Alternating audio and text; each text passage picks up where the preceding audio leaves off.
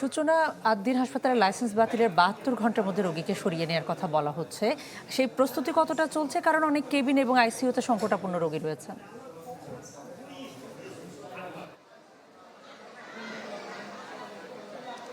আসলে যখন corner licence বাতিলের ঘোষণাটি যখন এসেছে তার পরপরই কিন্তু আমরা আদ্দিন হাসপাতালের সামনে এসেছি এবং সেখানে আসার পরই এই ঘোষণাটি শোনার সাথে সাথে হাসপাতাল কর্তৃপক্ষ সাথে সাথে সংবাদ সম্মেলন করেছে এবং তারাও কিন্তু বিষয়টি নিয়ে বেশ উদ্বিগ্ন। কারণ এই হাসপাতালে যারা রুগী রয়েছেন এবং অনেক শিশু আছেন, যারা এনআইসিউতে আছেন, পিআইসিউতে আছেন, এমনকি অনেকে পোস্ট অপারেটিভ ওয়ার্ডেও আছেন, সেই বিষয়টি নিয়ে তারা ভেবেছেন এবং যারা রুগী আছেন, রুগীর স্বজন আছেন, তারা কিন্তু বের হয়ে এসেছেন।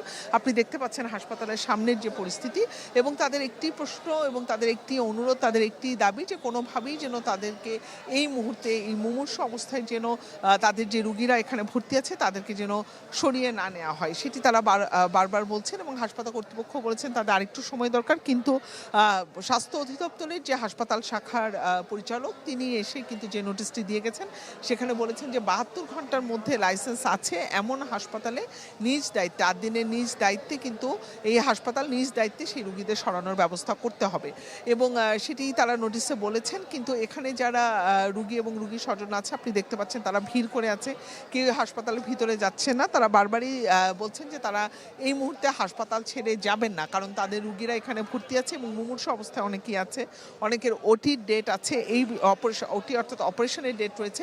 এই বিষয়গুলো তারা বারবার তুলে ধরছেন এবং তারা গণমাধ্যমে বারবার কথা বলতে চাচ্ছেন।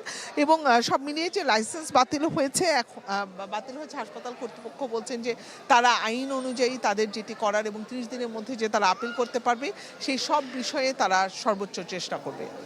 সূচনা, আপনাকে ধন্যবাদ। নগদ নিয়ে এলো হার না মানা হার অফার। সর্বনিম্ন ১০,০০০ টাকা রেমিটেন্স নগদে পাঠালে থাকছে স্বর্ণের হার জেতার সুযোগ।